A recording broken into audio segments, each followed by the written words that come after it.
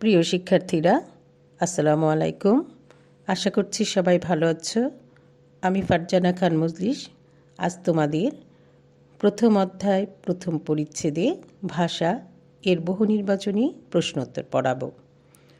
2020 সালে তোমাদের যখন অনলাইন ক্লাস ছিল তখন আমি ভাষা সম্পর্কে আলোচনা করেছি। আজকে আমি ভাষার বহু নির্বাচনী প্রশ্নোত্তর পড়াবো। প্রশ্নগুলো পড়ার আগে আমি তোমাদের সংক্ষেপে ভাষাগুলো সম্পর্কে একটু বলে দিচ্ছি। ভাষার মূল উপাদান হচ্ছে ধ্বনি।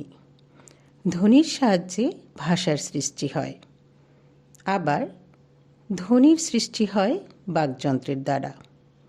গলনালী, মুখবিবর, কণ্ঠ, জিহ্বা, তালু, দন্ত, নাসিকা ইত্যাদি বাকপ্রত্যঙ্গকে এক কথায় বলে বাকযন্ত্র।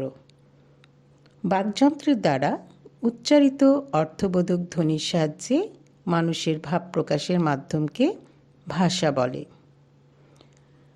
অর্থাৎ বাকযন্ত্রের দ্বারা সৃষ্ট অর্থবোধক ধ্বনির সংকেতের সাহায্যে মানুষের ভাব প্রকাশের মাধ্যমই হল ভাষা।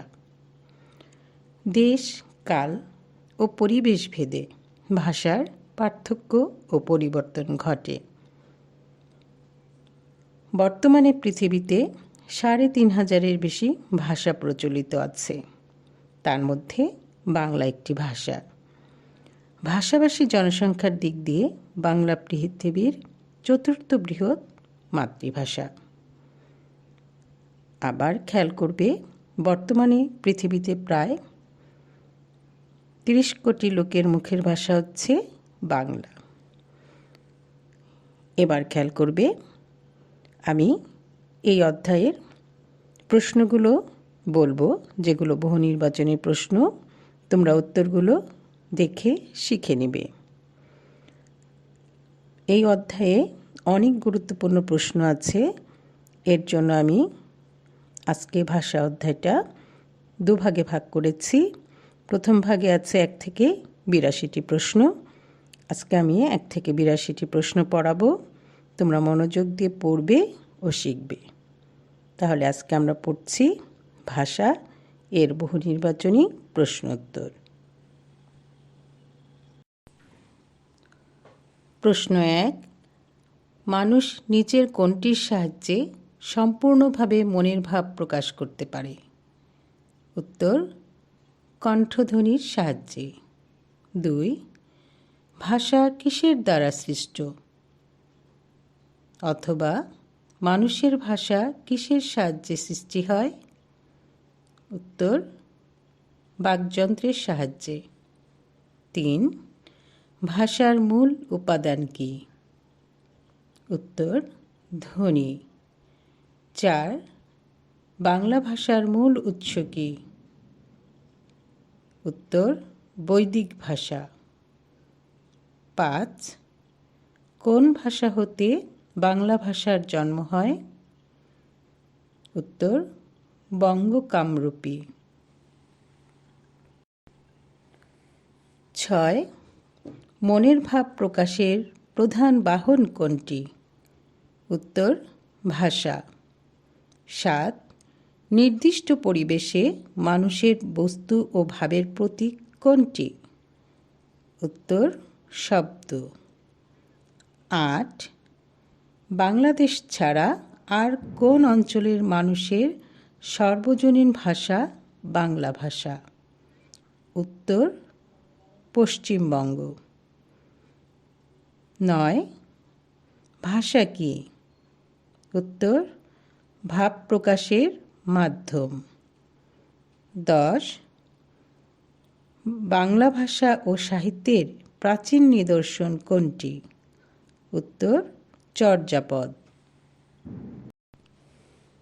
প্রশ্ন 11, বাংলা ভাষা ও সাহিত্যের মধ্যযুগের প্রথম নিদর্শন কোনটি?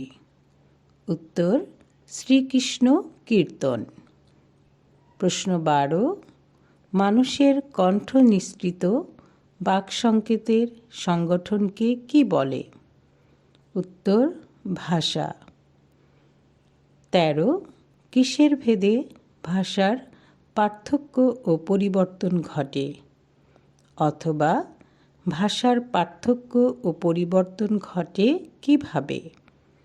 উত্তর: দেশ, কাল ও পরিবেশ ভেদে। প্রশ্ন 14, এক এক গোষ্ঠীর মধ্যে নিয়ম শৃঙ্খলাজাত ধ্বনিপুঞ্জকে কি বলে? উত্তর: ভাষা। প্রশ্ন 15, বর্তমানে পৃথিবীতে ভাষা প্রচলিত আছে, অথবা বর্তমানে পৃথিবীতে প্রচলিত ভাষার সংখ্যা কত? উত্তর: ৩,৫০০-এর ওপর। প্রশ্ন 16, ভাষাভাষী জনসংখ্যার দিক থেকে পৃথিবীতে বর্তমানে বাংলা ভাষার স্থান কততম? অথবা ভাষার জগতে বাংলার স্থান কোথায়? আবার আরেকভাবেও আসতে পারে, জনসংখ্যার দিক দিয়ে বাংলা পৃথিবীর কততম বৃহৎ মাতৃভাষা? উত্তর: চতুর্থ। 17, বর্তমানে পৃথিবীতে কত কোটি লোকের মুখের ভাষা বাংলা? উত্তর: প্রায় 30 কোটি। প্রশ্ন 18, বাংলা গদ্য কোন যুগের ভাষার নিদর্শন? উত্তর: আধুনিক যুগ।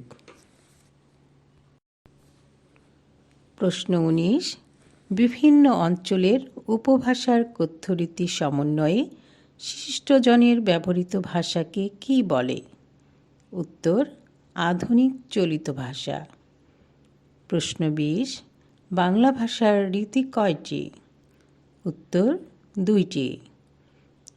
21, ভাষার কয়টি রূপ দেখা যায়? উত্তর: 2টি। প্রশ্ন 22, বাংলা লেখ্য ভাষার রীতি কয়টি? উত্তর: 2টি।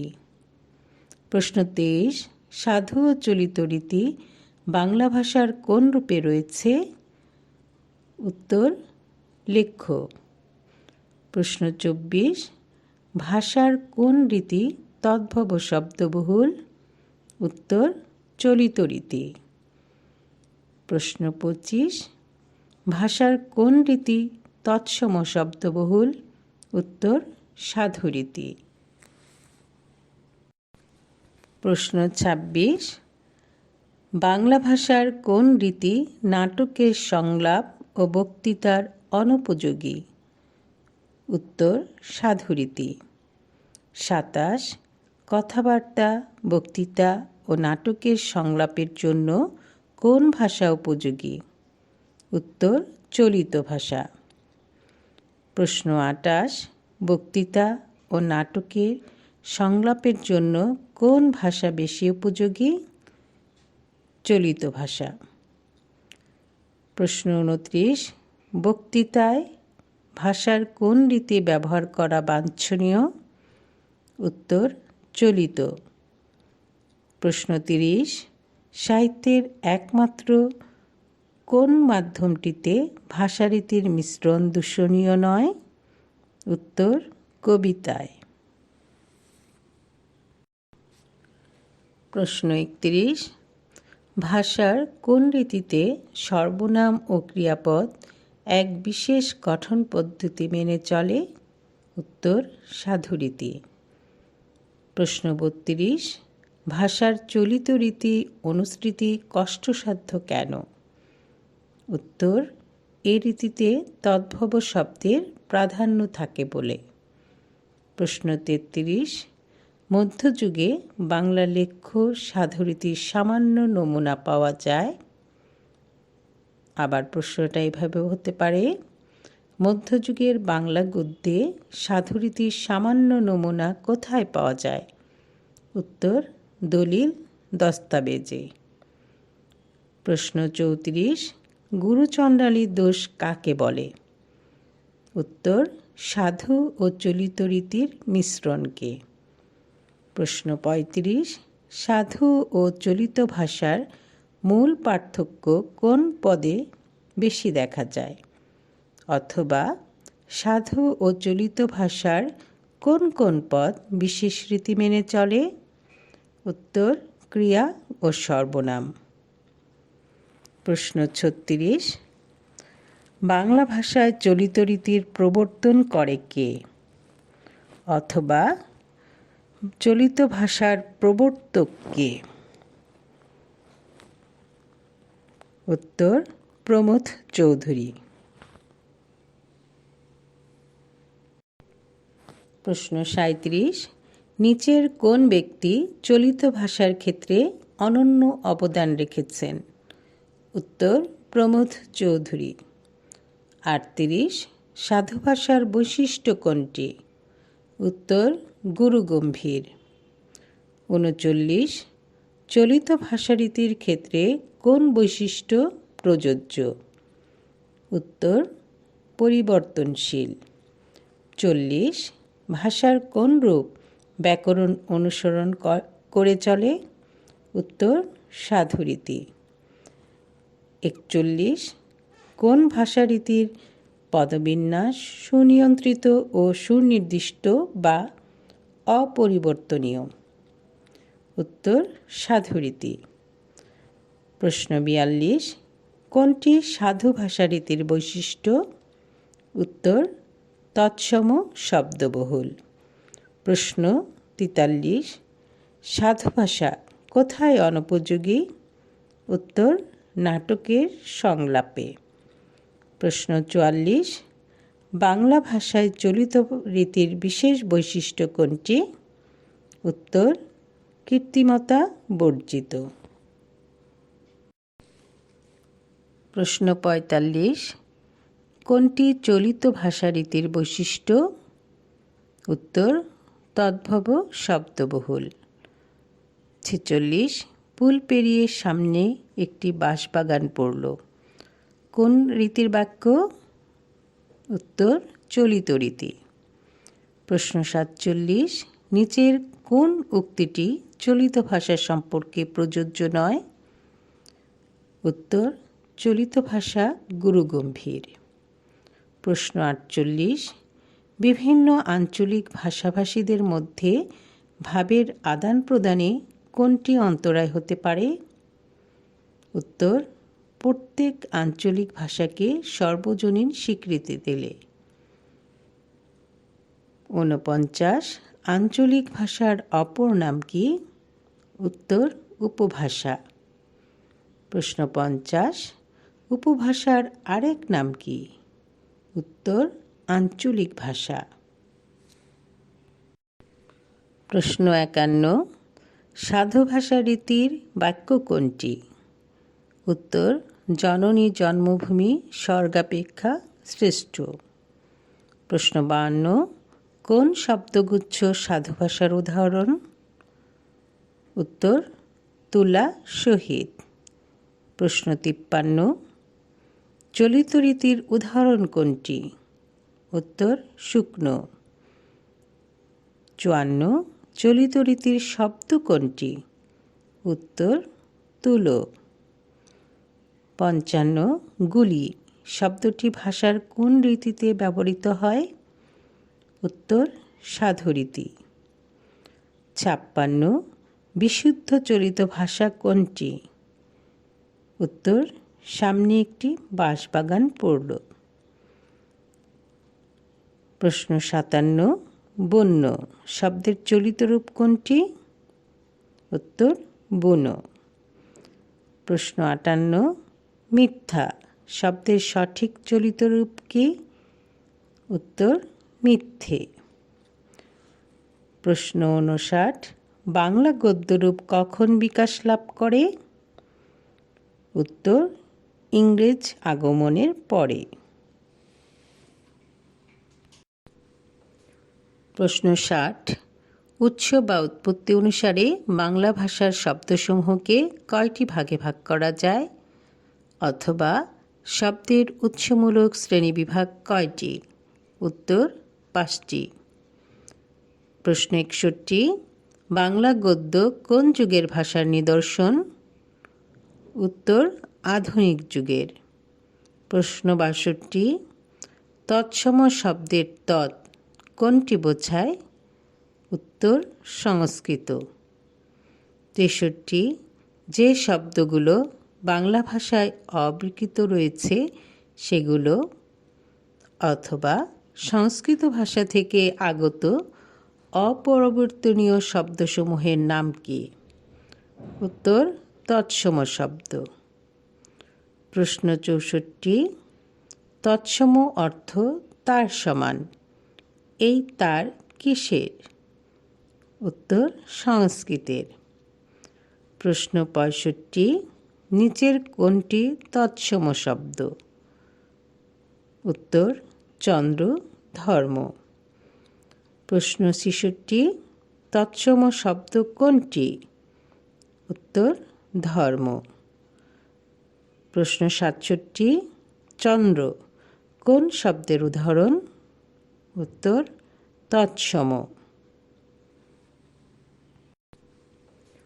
প্রশ্ন 60 উৎস বা উৎপত্তি অনুসারে বাংলা ভাষার শব্দসমূহকে কয়টি ভাগে ভাগ করা যায়?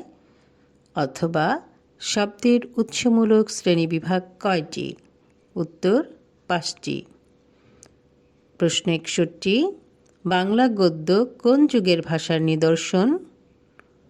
উত্তর আধুনিক যুগের। প্রশ্ন 62 তৎসম শব্দের তৎ কোনটি বোঝায়? উত্তর সংস্কৃত। 63 যে শব্দগুলো বাংলা ভাষায় অবিকৃত রয়েছে সেগুলো অথবা সংস্কৃত ভাষা থেকে আগত অপরিবর্তনীয় শব্দসমূহের নাম কি? উত্তর তৎসম শব্দ। প্রশ্ন 64 তৎসম অর্থ তার সমান, এই তার কিসের? উত্তর সংস্কৃতের। প্রশ্ন 65 নিচের কোনটি তৎসম শব্দ? উত্তর চন্দ্র, ধর্ম। প্রশ্ন 66 তৎসম শব্দ কোনটি? উত্তর ধর্ম। প্রশ্ন 67 চন্দ্র কোন শব্দের উদাহরণ? উত্তর তৎসম। প্রশ্ন 68 তৎসম শব্দ কোনটি? উত্তর নক্ষত্র, চন্দ্র। 69 নিচের কোনটি তৎসম শব্দ? উত্তর চন্দ্র। 70 নিচের কোনটি তৎসম শব্দের উদাহরণ? উত্তর দেশ। 71 নিচের কোনটি তৎসম শব্দ? উত্তর ভবন। 72 ভবন কোন শ্রেণীর শব্দ? উত্তর তৎসম শব্দ। 73 কুৎসিত কোন ভাষার শব্দ? উত্তর তৎসম। প্রশ্ন 74 কোনটি তৎসম শব্দের উদাহরণ? উত্তর হস্ত, পত্র। প্রশ্ন 75 কোনগুলো তৎসম শব্দ? উত্তর অঞ্চল, অদ্য, কর্ম, ক্ষতি, গমন, ঘৃত। প্রশ্ন 76 অশ্ব শব্দটি কোন শ্রেণীর শব্দ? উত্তর তৎসম শব্দ। প্রশ্ন 77 তৎসম শব্দ কোনগুলো? উত্তর আকাশ, বৃক্ষ, ধর্ম, মস্তক। প্রশ্ন 78 কোন গুচ্ছের সব কয়টি শব্দ তৎসম? উত্তর বৃক্ষ, ধর্ম, মস্তক, পাত্র। প্রশ্ন 79 তৎসম শব্দ কোনটি? উত্তর মনুষ্য। প্রশ্ন 80 বাংলা ভাষার কোন শব্দগুলোকে খাঁটি বাংলা শব্দও বলা হয়? উত্তর তদ্ভব। প্রশ্ন 81 তদ্ভব কোন ধরনের শব্দ? উত্তর পারিভাষিক। প্রশ্ন 82 হাত শব্দটি কোন শ্রেণীর? উত্তর তদ্ভব। আজকে আমি ভাষা অধ্যায়ের 1 থেকে 82টি বহু নির্বাচনী প্রশ্ন উত্তর পড়েছি। আগামী ক্লাসে 83 থেকে 196 পর্যন্ত বহু নির্বাচনী প্রশ্ন উত্তর পড়ব। তোমরা মনোযোগ দিয়ে পড়া শুনবে ও বোঝার চেষ্টা করবে। তোমরা যদি মনোযোগ দাও তাহলে তোমরা সবই পারো এবং পারবে। তোমরা ভালো থেকো, সুস্থ থেকো। আল্লাহ হাফেজ।